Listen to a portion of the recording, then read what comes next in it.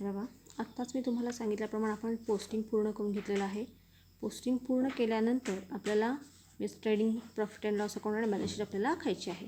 त्याप्रमाणे मी trading account for the year ended प्रथमतः in the books of Daya and कशामा हे प्रथमतः कंपल्सरी प्रत्येक कुणाच्या बुक्समध्ये आपण वर्किंग करतो ते कंपल्सरी पेपरमध्ये लिहावं लागतं. त्यामुळे पहिल्यांदा प्रॉब्लेम सुरू करताना in the books of Daya and कशामा हे लिहिल्यानंतर trading account for the year ended 31 March 2019 त्यानंतर इथं डेबिट आणि त्याच्यानंतर credit particulars amount rupees particulars amount rupees आणि अमाऊंट रुपीज म्हणजे हा असणार तुमचा इनर कॉलम आउटर कॉलम असे 2 कॉलम आहेत.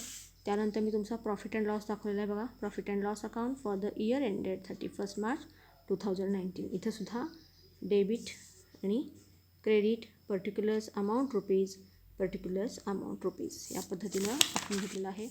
त्यानंतर पुढं असणार आहे आपली balance sheet as on 31 March 2019 एक असेल इकडं असेल लायबिलिटीज इकडं असतील असेट्स अमाऊंट रुपीज आणि अमाऊंट रुपीज आणि त्यानंतर असणार आहे पार्टनर्स कॅपिटल अकाउंट पर्टिक्युलर्स दया कशामा त्यानंतर लगेच पर्टिक्युलर्स दया कशामा परत इथं नेहमीप्रमाणे डेबिट आणि क्रेडिट हा तुमचे पहिले हे काय आहेत नॉर्मल अकाउंट्स हे सगळे आखून घ्यायचे आहेत. हे अकाउंट्स आखून घेतल्यानंतर आपण इथं बघा ओपनिंग स्टॉक जे काही आपण रेकॉर्ड जे काही आपण ट्रायल बॅलन्सचे जे आहेत ट्रायल बॅलन्सचे जे काही अकाउंट्स आहेत ते मी इथं तुम्हाला पहिला रेकॉर्ड करून ठेवलेले आहेत. ओपनिंग स्टॉक 65,000 परचेसेस आहे. त्यानंतर परचेसेसमधून आपण परचेस रिटर्न आहे इथं मायनस केलेला आहे. वेजीस अँड सॅलरी पहिला वेजीस आहे त्यामुळे तो येणार ट्रेडिंग अकाउंटच्या डेबिटला त्यामुळे 9,000 आउटर कॉलमला आहेत. Royalties 3,000 outer कॉलमला. तसेच त्यानंतर इकडं बाय सेल्स इनर कॉलमला घेतले 2,85,000 त्यानंतर सेल्स रिटर्न 2,000 त्यानंतर हे सगळे ट्रेडिंग अकाउंट्सचे अकाउंट्स आहेत ट्रेडिंगचे अकाउंट्स आहेत. त्यानंतर प्रॉफिट अँड लॉस अकाउंटला पहिला आपण प्रॉफिट अँड लॉस अकाउंटची सुरुवात नेहमी टू सॅलरीने होते त्यामुळे मी नेहमीप्रमाणे तर टू सॅलरी दिलेला आहे. आपल्याला सॅलरी कुठलीही दाखवलेली नाही त्यामुळे सॅलरीला आपण काय करणार आहोत इथं डॅश मारणार आहोत. त्यानंतर आहे ऑडिट फीजमध्ये आपल्याला 1,200 आउटरला घेतलेत. डिस्काउंट आहे 2,300 आउटरला घेतलेला आहे आणि ॲडव्हर्टाइजमेंटवर आपल्याला ॲडजस्टमेंट आहे म्हणून ती मी इनर कॉलमला 4,500 घेतलेले आहेत. त्यानंतर जो आपल्याला ग्रॉस प्रॉफिट कळालेला नाही त्यामुळे ग्रॉस प्रॉफिट ब्रॉट डाऊन हे लिहून ठेवा. इथे काय असेल तो आपला ग्रॉस प्रॉफिट येईल. त्यानंतर बाय डिस्काउंट रिसिव्ड 1,800 आउटर कॉलमला घेतलेला आहे. त्यानंतर जर का आपण बॅलन्स शीटकडे आलो तर बॅलन्स शीटमध्ये पहिला आपण असेट्स बघूया. असेट्समध्ये पहिला आहे मशिनरीची अमाऊंट कारण मशिनरी डेप्रिसिएशन आहे त्यामुळे ती अमाऊंट इनर कॉलमला घेतलेली आहे. बिल्डिंग 75,000 इनर कॉलमला घेतली आहे. त्यानंतर बिल्स रिसिवेबल परत 28,000 इनर कॉलमला घेतले आहेत आणि ह्या सगळ्यांवर ॲडजस्टमेंट्स आहेत त्यामुळे एक ओळी ॲडजस्टमेंट्सला सोडलेल्या आहेत. आणि सन्ड्री डेटर्सवर आपल्याला बॅड डेब्ट्स RDD अनरेकॉर्डेड सेल आणि परत आपल्याला बिल डिसऑनर अशा 4 ॲडजस्टमेंट्स करायचे आहेत त्यामुळे 4 ॲडजस्टमेंट्सला आपल्याला एवढ्या जागा लागतील. त्यानंतर परत पुढची असेट आहे मोटर कार डायरेक्ट आउटरला घेतली बघा 68,000. त्यानंतर 10% इन्व्हेस्टमेंट इथं आहे 20,000 आउटरला. इथं एक ओळ सोडली आहे आणि इथं आपल्याला इंटरेस्ट त्याचा घ्यायचा आहे. इंटरेस्ट ऑन इन्व्हेस्टमेंट ही हिडन ॲडजस्टमेंट मी सांगितलेली आहे. त्यानंतर इथं आहे कॅश ॲट बँक आउटरला घेतलेत 12,000. आता आपण जर का लायबिलिटी बघितली तर लायबिलिटीला पहिला असेल तुमचा नेहमी कॅपिटल अकाउंट्समध्ये आपण कॅपिटल अकाउंट्सवरून जे बॅलन्सेस आहेत ते आपण नंतर इथं लिहिणार आहोत. त्यानंतर जनरल रिझर्व्ह आहे डायरेक्ट आउटरला घेतला आहे 14,500. क्रेडिटर्स आहेत 98,000. आउटस्टँडिंग वेजेस आहेत 700. अशा पद्धतीनं आत्ता आपला ट्रायल बॅलन्स हा रेकॉर्ड करून झालेला आहे. आता आपण पहिली ॲडजस्टमेंट बघणार आहोत. आत्ताच आपण पहिला ट्रायल बॅलन्स सगळं पोस्टिंग करून घेतलेला आहे. त्यानंतर आपली पहिली ॲडजस्टमेंट आहे क्लोजिंग स्टॉक रुपीज 40,000. क्लोजिंग स्टॉकचा पहिला इफेक्ट असेल ट्रेडिंग अकाउंट्सच्या क्रेडिटला 40,000. आणि त्यानंतर आपला सेकंड इफेक्ट असेल इथं बघा असेटला क्लोजिंग स्टॉक 40,000 बॅलन्स शीट असेटमध्ये आपण रेकॉर्ड करणार आहोत. त्यानंतर आपली दुसरी ॲडजस्टमेंट आहे डेप्रिसिएशन बिल्डिंग अँड मशिनरी. आता डेप्रिसिएशन बघा मशिनरीवर आपल्याला मशिनरी आहे 1,14,800 त्याच्यावर 3% डेप्रिसिएशन ॲडजस्टमेंटमध्ये मी सांगितलंच आहे ते आहे 3,444. ते वजा होणाऱ्यातून लेस होईल, डिडक्ट झाल्यावर आपल्याला आउटरला आपण ही अमाऊंट लिहायची आहे. त्यानंतर तसंच बिल्डिंगमधूनही आपण 5% डेप्रिसिएशन लेस करणार आहोत. 3,750 ते डेप्रिसिएशन लेस होईल आणि आउटरला अमाऊंट येईल 71,250. हा झाला डेप्रिसिएशनचा पहिला इफेक्ट लेस फ्रॉम असेट. त्यानंतर आपण सेकंड इफेक्ट करणार आहोत. सेकंड इफेक्ट आपला असेल प्रॉफिट अँड लॉस अकाउंट्सच्या डेबिटला. बघा इथं डेप्रिसिएशन मशिनरी इनर कॉलमला घेतलेला आहे 3,444, बिल्डिंग इनर कॉलमला 3,750 आणि ह्या दोघांची बेरीज आउटरला आपण घेतलेली आहे 7,194. त्यानंतर आपली असेल पुढचे ॲडजस्टमेंट्स आहे आपली bills receivable dishonour ₹3,000. Bills receivable ₹3,000 dishonour. हे बघा बिल्स रिसिवेबलची पहिली ॲडजस्टमेंट असेल less from bills receivable. Bills receivable असेटला आपण लिहिलेलं आहे 28,000 आणि त्यातून आपण हे 3,000 लेस करतो आणि आपल्याला आउटरची अमाऊंट आहे आपली 25,000. त्यानंतर त्यातला सेकंड इफेक्ट आहे डेटर्स. सन्ड्री डेटर्समध्ये आपण बिल्स रिसिवेबल हे काय करतो ॲड करतो. त्यामुळे बिल्स रिसिवेबलची सेकंड ॲडजस्टमेंट डिसऑनरची ॲड इन डेटर्स 1,32,500मध्ये आपण तिचं ॲड केली. पहिली इफेक्ट झाला लेस फ्रॉम बिल्स रिसिवेबल, दुसरा इफेक्ट झाला ॲड इन डेटर्स. त्यानंतर चौथी ॲडजस्टमेंट आहे goods withdrawn for ₹1,000 by Daya. Goods taken by Daya ₹1,000. त्यामध्ये त्याचा पहिला इफेक्ट आहे ट्रेडिंग अकाउंटच्या क्रेडिटला गुड्स टेकन बाय दया ₹1,000. ह्याच्या अगेन्स्ट तुम्ही असंही करू शकता की परचेसेसमधून 1,44,000मधून इथं तुम्ही 1,000 लेसही करू शकता. ही सुद्धा ॲडजस्टमेंट बरोबर आहे आणि ते किंवा तुम्ही ट्रेडिंग अकाउंटच्या क्रेडिटला जर काही इथं लिहिलं होतं ही ॲडजस्टमेंट बरोबर आहे. आणि त्यानंतर आपला सेकंड इफेक्ट असेल त्याचा पार्टनर्स कॅपिटल अकाउंट. आता मगाशी मी तुम्हाला पार्टनर्स कॅपिटलची इन्फॉर्मेशन द्यायची राहून गेली. हे बघा पहिला पार्टनर्स कॅपिटलच्या क्रेडिटला आपण पहिला दाखवतोय बाय बॅलन्स ब्रॉड डाऊन 1,60,000 आणि 1,20,000. हे बॅलन्सेस कुठले आहेत तर ट्रायल बॅलन्सेसमध्ये आपल्याला जे लायबिलिटीला दिलेले आहेत कॅपिटल अकाउंट्स म्हणजे हे त्यांचं ओपनिंग कॅपिटल आहे. ओपनिंग कॅपिटल नेहमी कॅपिटल अकाउंट्सच्या क्रेडिटला बॅलन्स ब्रॉड डाऊन. आता त्यानंतर ड्रॉइंग्स. बघा दयानं 1,000चे गुड्स घेतलेले आहेत. ड्रॉइंग्ज आहे. ड्रॉइंग्स आपण कुठे होतो पार्टनर्स कॅपिटल अकाउंट्सच्या डेबिटला टू ड्रॉइंग्स दयाच्या कॉलममध्ये 1,000 येईल. कशामाच्या कॉलममध्ये काही येणार नाही. त्यामुळे ड्रॉइंग्स दयाच्या कॉलममध्ये 1,000 असतील. म्हणजे याचे दोन इफेक्ट झाले ट्रेडिंग क्रेडिट आणि पार्टनर्स कॅपिटल अकाउंट डेबिट. त्यानंतर पुढची ॲडजस्टमेंट आहे bad debts. Write off 1,800 as a bad debts and RDD maintain RDD at 5%. पण त्याच्या आधी आपल्याला पुढची ॲडजस्टमेंट सोडवायची आहे कारण ती अनरेकॉर्डेड सेल्सची आहे. त्यामुळे ती पुढची ॲडजस्टमेंट आधी घेऊया. पुढची ॲडजस्टमेंट्स आहे goods ₹6,000 sold no entry was made in the books of accounts म्हणजेच अनरेकॉर्डेड सेल्स.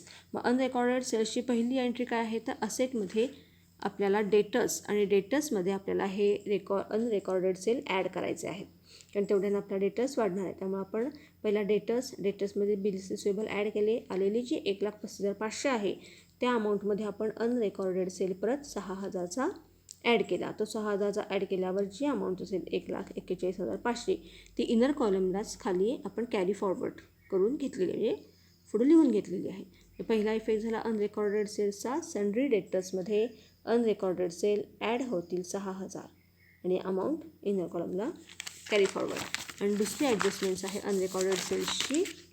हे बघा आपण जो सेल्स घेतलेला आहे सेल्समध्ये आपण सेल्स रिटर्न लेस केल्यावर अमाऊंट आली 2,83,500 आणि त्यामध्ये आपला जो सेल आपण रेकॉर्ड केला नाही तो सेल्समध्ये आपण ॲड केला. अनरेकॉर्डेड सेल ॲड केला 6,000 आणि अशी करून जी आपण आउटरला फिगर घेणार आहोत ती 2,89,500 2,89,500 ही आपल्या आउटरला फिगर येईल. सेल्समध्ये सेल्स रिटर्न लेस केल्यानंतर आलेल्या अमाऊंटमधून अनरेकॉर्डेड सेल परत ॲड केला. असं अनरेकॉर्डेड सेल्सची दोन इफेक्ट सेल्समध्ये ॲड होईल आणि दुसरा डेटर्समध्ये ॲड. त्यानंतर मग आता पुढची ॲडजस्टमेंट आपण बघणार आहोत की 18,000 write off as a bad debts and 5% RDD. आता बरं तुम्हाला डेटर्स बघा बॅलन्स शीटमध्ये आपल्याला जो डेटर आहे मी तुम्हाला हे ॲडजस्टमेंट्स ही व्यवस्थित एक्सप्लेन केलेली आहे तरी पण इथं परत बघा सन्ड्री डेटर्समध्ये bills dishonour add unrecorded sale आणि त्यानंतर पहिला बॅड डेब्ट्स लेस करायचे. डेटर्सच्या क्रमामध्ये नेहमी पहिला बॅड डेब्ट्स त्यानंतर RDD आणि त्यानंतर असेल तुमचा डिस्काउंट ऑन डेटर्स. तेव्हा पहिला बॅड डेब्ट्स लेस केला 1,800 आणि मग ही जी आलेली आहे अमाऊंट 1,39,700 ह्या अमाऊंटवर आपण 5% RDD काढला आहे आणि त्यामुळे तो आला आहे 6,985 आणि तो ह्या 1,39,700मधून लेस केल्यावर मग आपले डेटर्स आउटरला दिसतील 1,32,715. म्हणजे डेटर्सची ही पूर्ण पोस्टिंग अशी केल्यानंतर मग बाहेर आपल्याला आउटरला आपल्याला फिगर घ्यायचे. त्यानंतर ह्या बॅड डेट्सचा आणि RDDचा इथं पहिला इफेक्ट झाला लेस फ्रॉम डेटर्स, आणि दुसरा इफेक्ट असतो आपला P&Lला डेबिट. आता profit and loss account debit साईडला बघा तुम्हाला इथं. आता यामध्ये सुद्धा मी तुम्हाला ही बॅड डेट्सची ॲडजस्टमेंटसुद्धा मी तुम्हाला एक्सप्लेन केलेली आहे. नेहमी पहिला ओल्ड बॅड डेट्स लिहायचे. आता बघा ट्रायल बॅलन्समध्ये आपल्याला ओल्ड बॅड डेट्स यामध्ये दिलेले आहेत. जर का दिले नसतील तर इथं डॅश करा. पण इथं प्रॉब्लेममध्ये आपल्याला दिलेले आहेत 1,000. त्यानंतर न्यू बॅड डेट्स म्हणजेच कुठले बॅड डेट्स, तर हे आपले ट्रायल ॲडजस्टमेंटमधून आपण काढलेले 1,800 रुपये हे न्यू बॅड डेट्स. त्यामुळे हे न्यू बॅड डेट्स यामध्ये ॲड करा. त्यानंतर न्यू RDD म्हणजे आपण जी ॲडजस्टमेंटमध्ये 5% RDD काढली आहे ती असेल आपली न्यू RDD 6,985, ती ॲड करा. म्हणजे ह्या तिन्हीची बेरीज असेल 9,785. आणि यातून आपला ओल्ड RDD हा सुद्धा आपल्याला ट्रायल बॅलन्समध्ये दिलेला आहे. ट्रायल बॅलन्समध्ये आपल्याला क्रेडिट साईडला RDD दिला आहे 18,800. तो आहे आपला ओल्ड RDD. म्हणजे ट्रायल बॅलन्समध्ये RDD किंवा बॅड डेट्स दिला असेल तर तो असतो ओल्ड बॅड डेट्स, आणि आपण ॲडजस्टमेंटमधून जो घेतलेले RDD किंवा बॅड डेट्स आहेत त्याला म्हणायचं आपण न्यू RDD आणि न्यू बॅड डेट्स. हे सगळे ॲडजस्टमेंट्स केल्यानंतर ओल्ड RDD लेस केला आणि त्यानंतर आपण आउटरला फिगर घेतली 7,985. म्हणजे ही सगळी बॅड डेट्सची ॲडजस्टमेंट्स आपली झालेली आहे. इथं आपला सगळा ट्रायल बॅलन्सही पोस्टिंग करून झाला, तसंच आपला इथं सगळा ॲडजस्टमेंट्ससुद्धा पोस्टिंग करून झालेला आहे. त्यानंतर जे काही इनर कॉलम्सचे ज्या फिगर्स आहेत त्या सगळ्या आउटर कॉलमला घ्यायच्या, लेस ॲड काढून सगळ्या फिगर्स आउटरला घ्यायच्या. क्रेडिट साईड क्लोज करायची. क्रेडिट साईड क्लोज केल्या त्याची अमाऊंट आली 3,30,500. डेबिट अमाऊंट्स ह्या सगळ्यातनं लेस केल्यावर आपल्याला ट्रेडिंग अकाउंटला मिळतो 1,09,500. ट्रेडिंग अकाउंटला आलेला जो बॅलन्स आहे 1,09,500 त्याला आपण म्हणणार आहे ग्रॉस प्रॉफिट. म्हणजे डेबिटला बॅलन्स आला तर ग्रॉस प्रॉफिट, आणि जर का क्रेडिटला बॅलन्स आला तर आपण त्याला म्हणणार ग्रॉस लॉस. म्हणजे ट्रेडिंग अकाउंट क्लोज केल्यानंतर डेबिटला बॅलन्स आला तो आपण ग्रॉस प्रॉफिट कॅरीड डाऊन, आणि तो आपण काय केला प्रॉफिट अँड लॉस अकाउंटला घेतलेला ट्रान्सफर केला. मग ग्रॉस प्रॉफिट अँड लॉस अकाउंटला ट्रान्सफर केल्यानंतर इथं बघा परत एक अजून आपल्या 2 ॲडजस्टमेंट अजून राहिल्या हिडन ॲडजस्टमेंट्स. त्यामध्ये इंटरेस्ट ऑन इन्व्हेस्टमेंट ही एक राहिलेली आहे. आपल्याला 10% इंटरेस्ट ऑन इन्व्हेस्टमेंट दिलेली आहे. आपली इन्व्हेस्टमेंट आहे 20,000ची, त्याच्यावर आपल्याला इंटरेस्ट मिळाला. एक इफेक्ट झाला ट्रेडिंग अकाउंट प्रॉफिट अँड लॉसच्या क्रेडिटला, आणि दुसरा इफेक्ट आपला झाला इथं आहे असेट्सला. बॅलन्स शीट असेट्सला आपण इंटरेस्ट ऑन इन्व्हेस्टमेंट 2,000ची दाखवलेली आहे. त्यानंतर आपला परत आपले ॲडव्हर्टाइजमेंट 3 months ॲडव्हर्टाइजमेंट आउटस्टँडिंग ही आपली हिडन ॲडजस्टमेंट आहे. ॲडव्हर्टाइजमेंटची ॲडजस्टमेंट मी दिलेली आहेच. इथं फक्त पोस्टिंग बघा 4,500 आपल्या ॲडव्हर्टाइजमेंट आहे. त्यामध्ये आपण आउटस्टँडिंग 1,500 ॲड केले, आउटरला 6,000 घेतले. याचा पहिला इफेक्ट ॲड इन एक्सपेन्सेस, आणि दुसरा इफेक्ट असेल त्याचा बॅलन्स शीट लायबिलिटीला आउटस्टँडिंग ॲडव्हर्टाइजमेंट 1,500. त्यामुळे इथं आपण हा दुसरा पोस्टिंग लायबिलिटीला घेतलेली आहे. म्हणजे आपल्या 2 हिडन ॲडजस्टमेंटसुद्धा आपल्या झालेल्या आहेत. त्यानंतर आता प्रॉफिट अँड लॉस अकाउंटला पहिला आपण प्रॉफिट अँड लॉस अकाउंट आपण क्लोज केल्यानंतर आपण profit and loss account close केला. अमाऊंट आली किंवा टोटल आली 1,13,300. क्रेडिट साईड जास्त आहे त्यातनं डेबिट साईड लेस करा. अमाऊंट तुम्हाला बॅलन्सिंग फिगर दिसेल 88,621. पण 88,621 हा जो नेट प्रॉफिट आहे याला आपण म्हणणार आहे नेट प्रॉफिट. आपण हुडकून काढलेली फिगर आहे. तो नेट प्रॉफिट आपल्याला दोन्ही पार्टनर्सना डिस्ट्रीब्यूट करायचा आहे, आणि त्यांचा रेशो 1:1 आहे. 1:1 म्हणजे काय इक्वल रेशो असल्यामुळं दया आणि कशामाला आपल्याला आपण हे डिस्ट्रीब्यूट केलेले आहेत. 44,311, 44,310. आता हे नेट प्रॉफिट आपण ट्रान्सफर कुठं करणार आहोत तर पार्टनर्स कॅपिटल अकाउंट्सच्या क्रेडिटला. पार्टनर्स कॅपिटल अकाउंट त्याच्या क्रेडिटला बाय नेट प्रॉफिट 44,311, 44,310. म्हणजे इथं आपला प्रॉफिट अँड लॉस अकाउंटसुद्धा सगळा क्लोज करून झालेला आहे. त्यानंतर आता आपण बघणार आहोत पार्टनर्स कॅपिटल अकाउंट, ते क्लोज करायचं आहे. आता पार्टनर्स कॅपिटल अकाउंट क्लोज करताना क्रेडिट साईड जास्त आहे, नॅचरलीच क्रेडिट साईड क्लोज करा. टोटल करा. हे टोटल आपल्याला डेबिटला घ्या. डेबिटला दयाकडे 1,000चं ड्रॉइंग्स आहे त्यामुळे ते लेस करावं लागेल. लेस करून जो काही बॅलन्स येईल 2,03,311 हा झाला आपला बॅलन्स कॅरीड म्हणजे क्लोजिंग बॅलन्स. दयाचा कॅपिटलचा क्लोजिंग बॅलन्स, आणि हा कशामाचा क्लोजिंग बॅलन्स आहे 1,64,310. म्हणजे ही बॅलन्सिंग फिगर आहे, आपण हुडकून काढलेली फिगर आहे. त्यामुळे आता हे दोन्ही जे बॅलन्सेस आहेत ते आहेत पार्टनर्सचे क्लोजिंग कॅपिटल, आणि हे क्लोजिंग कॅपिटल आपण कुठं घेणार आहोत तर लायबिलिटीला आहे बघा. लायबिलिटी लायबिलिटीला पहिला आयटम नेहमी दाखवायचा असतो capital accounts, partners capital accounts. दयाचा हा जो बॅलन्स आहे आपण कॅपिटल अकाउंटमधून दोघांचे बॅलन्सेस घेतले आणि त्यांचे ॲड करून बाहेर आउटरला दाखवले 3,67,621. त्यानंतर आपली ही सगळी ॲडजस्टमेंट्स आपल्याला तुम्हाला दाखवलेलीच आहे.